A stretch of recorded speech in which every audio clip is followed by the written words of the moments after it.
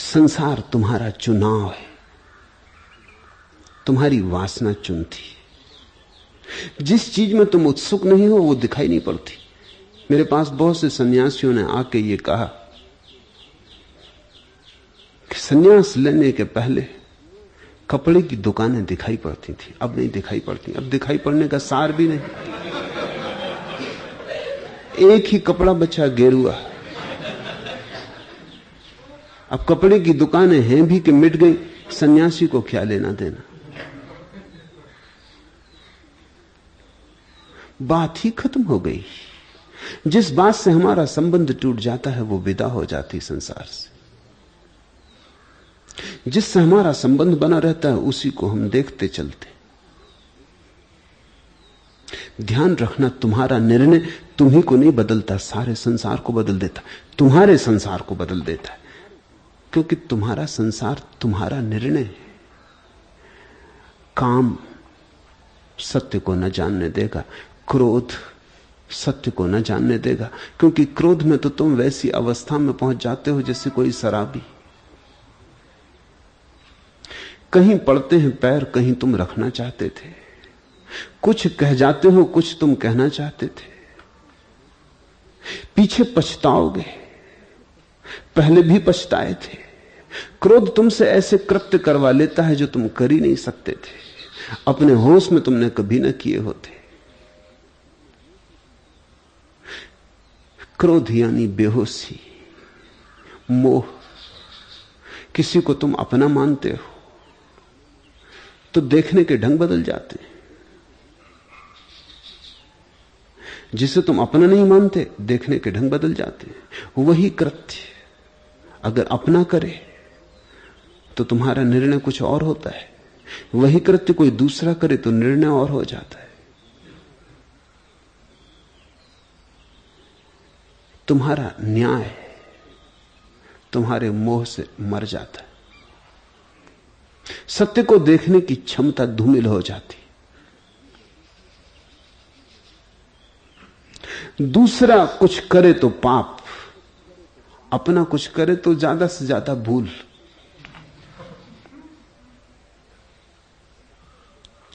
तुम अगर वही काम करो तो मजबूरी, और दूसरा करे तो अपराध।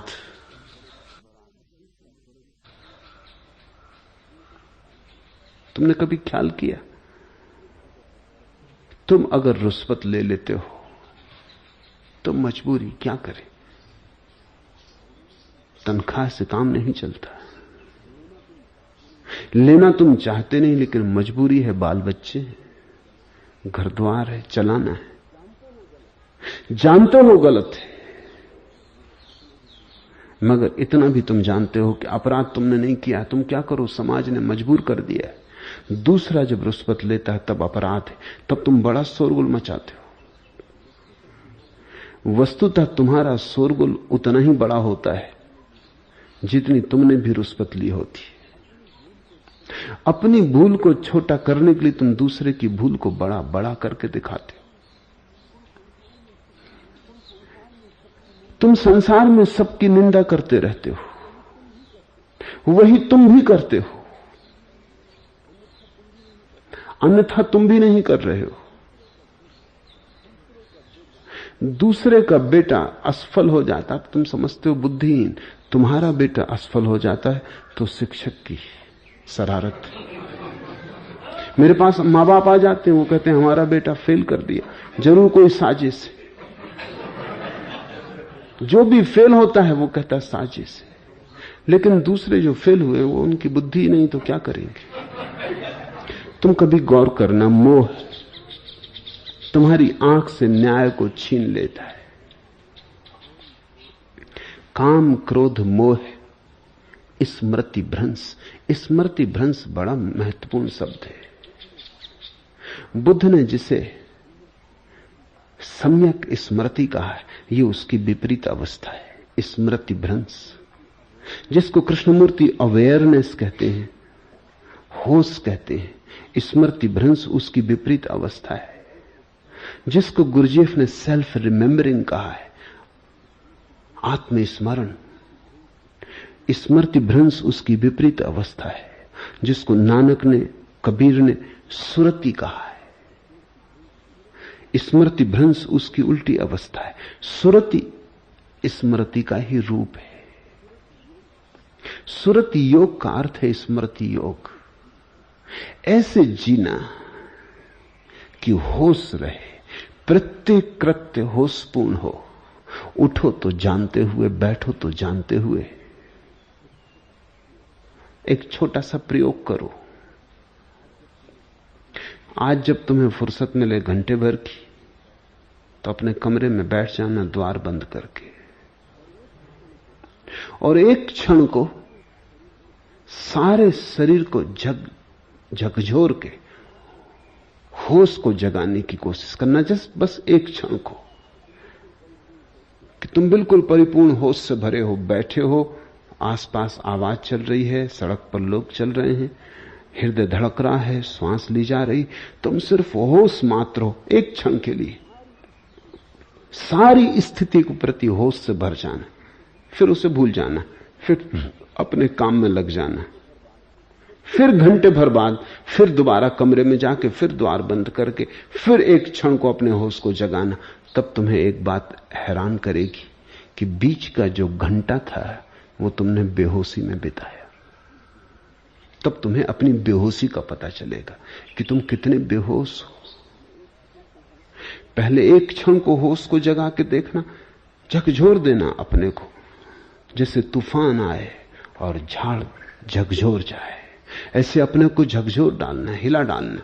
एक क्षण को अपनी सारी शक्ति को उठा के देखना, क्या हूं, कौन हूं, कहां हूं। ज्यादा देर की बात नहीं कर रहा हूं, क्योंकि एक क्षण से ज्यादा तुम ना कर पाओगे, इसलिए एक क्षण काफी होगा। बस एक क्षण करके बाहर चले जाना, अपने काम में लग जाना। दुकान है, बाजार है, घर है, भूल जाना।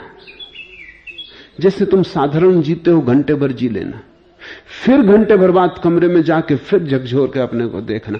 तब तुम्हें तुलनात्मक रूप से पता चलेगा कि ये दो क्षण अगर होश के थे तो बीच का घंटा क्या था। तब तुम तुलना कर पाओगे। मेरे कहने से तुम ना समझोगे, क्योंकि होश को मैं समझा सकता हूं शब्दों में, लेकिन होश तो एक स्वाद है। मीठा मीठा मीठा कहने से कुछ ना होगा। वो तो तुम्हें मिठाई का पता है, इसलिए मैं मीठा कहता हूं, तो तुम्हें अर्थ पता हो गया। मैं कहूं स्मृति सुरति, उससे कुछ ना होगा, उसका तुम्हें पता ही नहीं। तो तुम ये भी ना समझ सकोगे कि स्मृति भ्रंश क्या है। होश को जगाना क्षण भर को, फिर घंटे भर बेहोश, फिर क्षण भर को होश को जगा के देखना, तुम्हारे सामने तुलना आ जाएगी। तुम खारे और मीठे को पहचान लोगे। वो जो घंटा बीच में बीता स्मृति भ्रंश है, वो तुमने बेहोशी में बिताया, जैसे तुम थे ही नहीं, जैसे तुम चले एक यंत्र की भांति, जैसे तुम नशे में थे। और तब तुम्हें अपनी पूरी जिंदगी बेहोश मालूम पड़ेगी। मन बेहोशी है, स्मृति भ्रंश है, और स्वभावता इन सब का जोड़ सर्वनाश है। दुसंग का सर्वथा त्याग करना चाहिए, क्योंकि वह दुसंग काम क्रोध मोह स्मृति भ्रंश बुद्धिनाश एवं सर्वनाश है। ये काम क्रोधादि पहले तरंग की तरह क्षुद्र आकार में आते हैं, फिर विशाल समुद्र का आकार ग्रहण कर लेते हैं। आता है सब बड़े छोटे से आकार में, तरंग की भांति। अगर तुमने तरंग को ही न पहचाना और पकड़ा तो चूक गए। पहले कदम में ही जागना, जब क्रोध की पहली लहर आती, इतनी सूक्ष्म होती है कि पता भी नहीं चलता, चुपचाप प्रविष्ट हो जाती। इतनी हवा की हल्के झकोर की तरह आती कि पत्ता भी नहीं हिलता, आवाज भी नहीं होती, पर तभी होश रखा तो ही, नहीं तो बीज प्रविष्ट हो गया। क्रोध की अवस्थाओं को समझो। पहला, क्रोध आ रहा है, अभी आया नहीं, लहर उठी है लेकिन अभी प्रवेश नहीं हुआ। फिर लहर प्रविष्ट हो गई, बीच भीतर पड़ गया। देर अबेर सागर बनेगा। फिर सागर जोर से झंझावात करता है, उठती हैं लहरें और तटों से टकराती हैं। फिर उतर गया सागर, फिर लहर भी चली गई, किनारा फिर शांत रह गया। ये तीन अवस्थाएं हुई, क्रोध के पहले, फिर क्रोध की और क्रोध के बाद। क्रोध के पहले ही जो लहर को देख लेगा, जो जाग जाएगा, वही बच सकता है। लोग अक्सर जब क्रोध जा चुका होता है तब देखते, लेकिन तब तो क्या करोगे? मेहमान जा चुका, जो होना था हो चुका। अब चिड़िया चुग गई खेत, अब पछताए होत का। लेकिन हम पछताते तभी हैं जब चिड़िया खेत चुग जाती। तुम सभी पछताए हो, ऐसा आदमी खोजना मुश्किल है जो क्रोध करके न पछताया हो। लेकिन तुम्हारा पश्चाताप व्यर्थ है। ये तो तब आता है जब सागर उतर चुका। फिर तो तुम करोगे भी क्या? फिर तुम पछता सकते हो और भविष्य के लिए निर्णय ले सकते हो कि अब क्रोध ना करूंगा, लेकिन ये निर्णय भी काम ना आएंगे, क्योंकि तुमने एक छोटी सी बात भी ना सीखी। जिंदगी भर हो गई क्रोध करते कि जब क्रोध आता है तब तुम्हारा होश नहीं रह जाता, तो निर्णय काम कैसे आएगा? जब क्रोध आता है तब होश नहीं रह जाता, तो निर्णय का भी होश नहीं रह जाता। जब क्रोध चला जाता है तुम बड़े बुद्धिमान हो जाते हो। क्रोध चले जाने पर कौन बुद्धिमान नहीं हो जाता? काम वासना का ज्वर उतर जाने पर कौन बुद्धिमान नहीं हो जाता? बुढ़ापे में सभी बुद्धिमान हो जाते, लेकिन उस बुद्धिमत्ता का कोई मूल्य नहीं। क्रोध की लहर जब आए, यह सूत्र बड़ा महत्वपूर्ण है। यह काम क्रोधादि पहले तरंग की तरह क्षुद्र आकार में आकर भी समुद्र का आकार धारण कर लेते। बीज से ही सुलझ लेना, बो दिया फिर तो फसल काटनी ही पड़ेगी। फिर पछताना तो एक तरकीब है, वो तरकीब भी बड़ी चालाक है। अक्सर लोग क्रोध करके पछताते हैं और सोचते हैं कि बड़े भले लोग हैं, कम से कम पछताते तो हैं। लेकिन मेरे जाने हजारों लोगों के निर्णयों को देखकर एक बात तुमसे कहना चाहूंगा, क्रोध करके पछताना पुनः क्रोध करने की तैयारी है। तुम्हारी एक प्रतिमा है तुम्हारे मन में कि तुम बड़े साधु पुरुष, साधु चित्त। क्रोध करके तुम्हारी प्रतिमा खंडित हो जाती, गिर जाती, सिंहासन से नीचे पड़ जाती। पछता के तुम उसे वापस सिंहासन पर रखने की कोशिश करते हो कि भला क्रोध हो गया, भूल हो गई। मनुष्य से भूल हो जाती। ऐसा कोई बहुत बड़ा पाप नहीं हो गया, किससे क्रोध नहीं होता। और फिर तुम समझाते हो कि क्रोध जरूरी भी था, न करते तो हानि होती। ऐसे अगर क्रोध ना करोगे तो हर कोई छाती पे चढ़ बैठेगा। आखिर लोगों को डराना तो पड़ेगा ही। मारो मत, कम से कम फुफकारो तो। कोई मारा तो नहीं, किसी की हत्या तो की नहीं, सिर्फ फुफकारे। तुम इस तरह के तर्क अपने लिए खोज लोगे, या तुम कहोगे कि बच्चा था, अगर उसको न डांटते न डपटते बिगड़ जाता, उसके भविष्य के सुधार के लिए। तुम हजार बहाने खोज लोगे ये समझाने के लिए कि क्रोध जरूरी था। हालांकि तुम जानते हो कि कोई भी क्रोध जरूरी नहीं। अगर तुम ये जानते ना होते तो तुम ये भी निर्णय करने की चेष्टा क्यों करते कि जरूरी था। ये तर्क भी तुम इसलिए खोजते हो कि भीतर चोट खलती है, भीतर तुम जानते हो कि भूल हुई है। अब भूल को लिपापोती करते हो, अब भूल को सजाते हो, सिंहासन पर फिर प्रतिमा को बिठा लेते हो। फिर तुम उसी जगह आ जाते हो जहां क्रोध करने के पहले थे। इसका अर्थ हुआ अब तुम फिर पुनः क्रोध करने के लिए उतने ही तत्पर हो जितने पहले थे। पश्चाताप क्रोध की तरकीब है। पश्चाताप से धर्म का कोई संबंध नहीं। धार्मिक व्यक्ति पछताता नहीं, और धार्मिक व्यक्ति व्यर्थ के निर्णय नहीं लेता, व्रत कसमें नहीं खाता। धार्मिक व्यक्ति तो जब कोई चीज को समझ लेता है तो उसकी समझ ही उसकी कसम है, उसकी समझ ही उसका पश्चाताप है, उसकी समझ ही उसकी क्रांति है। तब फिर वो ये नहीं कहता कि मैं क्रोध ना करूंगा, वो इतना ही कहता है कि अब जब क्रोध आएगा तो मैं जागूंगा। इस फर्क को समझ लो। क्रोध ना करूंगा ये तो बेहोश आदमी का ही निर्णय है। ये तो तुम बहुत बार कर चुके और बहुत बार झुटला चुके। समझदार आदमी ये कहता है कि एक बात तो मैं समझ गया कि क्रोध जब आता है मैं बेहोश हो जाता हूं, इसलिए अब होश रखने की कोशिश करूंगा। क्रोध करूंगा कि नहीं करूंगा ये मेरे बस में कहां। बस में ही होता तो पहले ही कभी का बंद कर दिया होता। मैं अवश्य असहाय हूं, इसलिए ये तो नहीं कह सकता कि क्रोध न करूंगा। इतना ही कर सकता हूं कि इस बार जब क्रोध आएगा तो होश से करूंगा। इस फर्क को बहुत गौर से ले लेना। क्रोध तो करूंगा लेकिन होश से करूंगा। और क्रोध अगर होश से किया जाए तो होता ही नहीं। क्रोध होश से करना तो ऐसे ही है जैसे जानते हुए पत्थर को कोई रोटी समझ के भोजन करे।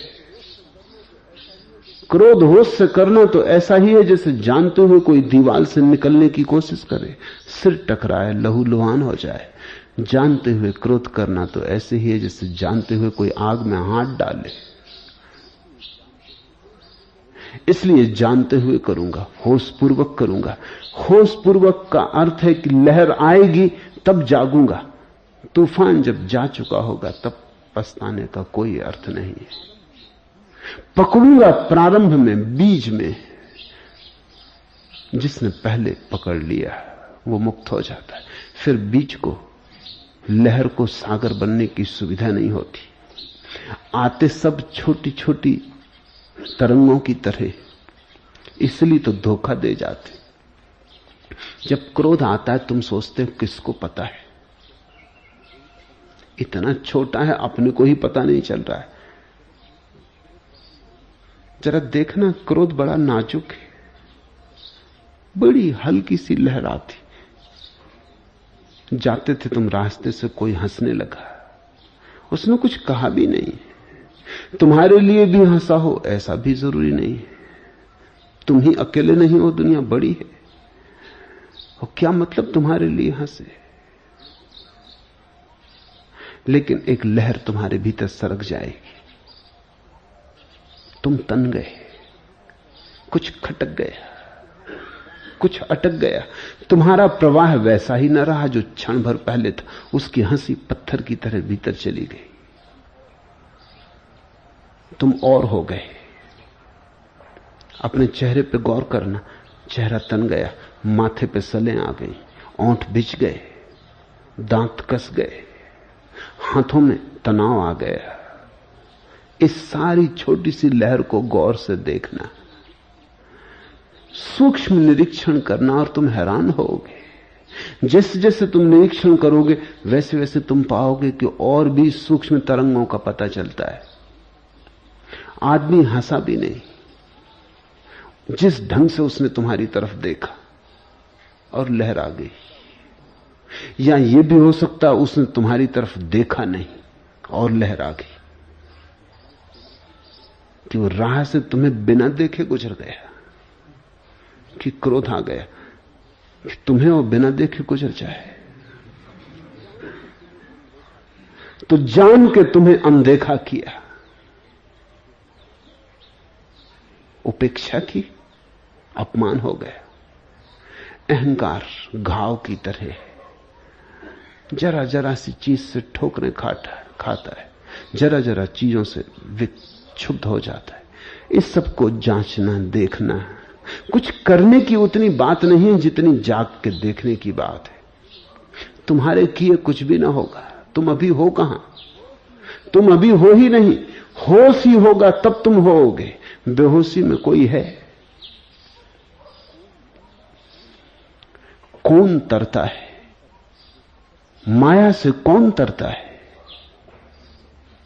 जो सब संगों का परित्याग करता है, जो महानुभावों की सेवा करता है और जो ममता रहित है। कौन तरता है? माया से कौन तरता है? कौन पार निकल पाता है इस तिलिस्म से, झूठ के तिलिस्म से, इस झूठ के जादू से, मन के इस फैलाव से? कहो उसे माया। कौन तर पाता है? जो सब संगों का परित्याग करता है। तुम जल्दी ही संग हो जाते हो किसी भी चीज के। क्रोध उठा, तुम संग हुए, तुम साथ हुए, तुमने हाथ में हाथ डाल लिया, तुम हमझोली बने। वासना उठी, तुम साथ हुए। संग होना तुम्हारे लिए इतनी तत्परता से होता है कि इधर भाव उठा नहीं कि उधर तुमने गले में फांसी डाली नहीं। तुम साथ होने को इतने तत्पर हो हर चीज के। ये संग की प्रवृत्ति ही तुम्हें डुबा रही। जरा दूर दूर चलो, जरा सहयोग सोच समझ के करो। संग की इतनी जल्दी मत करो। क्रोध आए आने दो, तुम साथ मत दो। तुम जरा दूर दूर खड़े रहो, अलगाए, अलग थलग, पृथक पृथक। क्रोध को ऐसे देखो जैसे कोई और हो। क्रोध को ऐसे देखो जैसे पर है ही। स्वा तो वही है जो देखने वाला है, जो दृष्टा है, से सब तो पर है। इस सूत्र का अर्थ है जो सब संगों का परित्याग करता है। इस सूत्र का अर्थ है जो दृष्टा बनता है, साक्षी बनता है। फिर व्याख्याकारों ने बड़ी भूलें की हैं। वो कहते हैं कसम खाओ कि क्रोध नहीं करोगे, व्रत लो ब्रह्मचर्य का, धन का त्याग करो, घर द्वार छोड़ो। इसको वो संग परित्याग कहते हैं। मैं नहीं कहता, क्योंकि मैंने उन लोगों को देखा है जिन्होंने धन छोड़ दिया और फिर भी धन उनसे नहीं छूटा। और मैंने उन लोगों को देखा है जिन्होंने घर छोड़ दिए और कुछ भी नहीं छूटा, क्योंकि घर भीतर है, बाहर नहीं। ग्रस्त होना एक दृष्टिकोण है, संन्यास्त होना भी एक दृष्टिकोण है। तुम घर में रह के संन्यास्त हो सकते हो, तुम सन्यासी होकर ग्रस्त रह सकते हो। ये बात जरा सूक्ष्म है, ये इतनी स्थूल नहीं है जितना लोगों ने पकड़ रखी है। लोग तो बिल्कुल पदार्थवादी हैं। जिनको तुम सन्यासी कहते हो वो भी, जिनको तुम मुनि कहते हो वो भी पदार्थवादी हैं, क्योंकि उनका त्याग भी पदार्थ का त्याग है, दृष्टि का नहीं। कोई घर को छोड़ देता है तो उसको तुम त्यागी कहते हो, कोई घर को पकड़ता है उसको तुम भोगी कहते हो, लेकिन दोनों की नजर घर पर है। दोनों पदार्थवादी हैं, मेटेरियलिस्ट। अभी अध्यात्म का दोनों में से किसी को भी अनुभव नहीं हुआ। अध्यात्म का अर्थ है अब तुम पदार्थ को न पकड़ते हो न छोड़ते हो, तुम दृष्टियों में रूपांतरण करते हो, तुम दर्शन बदलते हो, तुम अपने देखने का ढंग बदलते हो। तो मैं तुमसे कहूंगा जो सब संगों का परित्याग करता है, इसका अर्थ हुआ क्रोध उठता है तो हाथ में हाथ डाल के चल नहीं पड़ता। क्रोध से कहता है ठीक है, मर्जी तुम उठे, हम भी सोचेंगे, निर्णय करेंगे, साथ देने योग लगेगा देंगे, नहीं देने योग लगेगा नहीं देंगे। साथ की अनिवार्यता नहीं, तुम उठे इसलिए हम साथ देंगे ही, इस भूल में मत पड़ो। साथ हमारा निर्णय होगा होशपूर्वक, और तुम एक क्रांति होते देखोगे तुम्हारे भीतर। इस होश की आग में जो व्यर्थ है जल जाता है, कुंदन बचता है, कचरा जल जाता है। जो सब संगों का परित्याग करता है, जो महानुभावों की सेवा करता है और जो ममता रहित है। महानुभाव बड़ा प्यारा शब्द है। महानुभाव का अर्थ है जिसके भीतर परम भाव का अवतरण हुआ है। सद्गुरु, कोई ऐसा व्यक्ति जिसके भीतर परमात्मा अवतरित हुआ है, महानुभाव, जिसके भीतर आत्यंतिक भाव पैदा हुआ है, जो उस भाव दशा में है जिसको हम भगवत्ता कहें, ऐसे व्यक्ति के पास होना, कोई बुद्ध मिल जाए, कोई महावीर, कोई कबीर, कोई नानक, कोई जीसस, कोई मोहम्मद, तो महानुभाव की सेवा करना। सेवा का कुल इतना अर्थ है सत्संग करना, ऐसे व्यक्ति की छाया में बैठना, जैसे थका हारा पथिक धूप से बचने के लिए वृक्ष की छाया के तले बैठ जाता है और शीतल विश्राम पाता है, ऐसे ही किसी महानुभाव की छाया में बैठना। संसार से थका हुआ, हारा हुआ, विचलित व्यक्तित्व किसी महानुभाव की छाया में औषधि को उपलब्ध हो जाता है। जो स्वयं एक हो गया है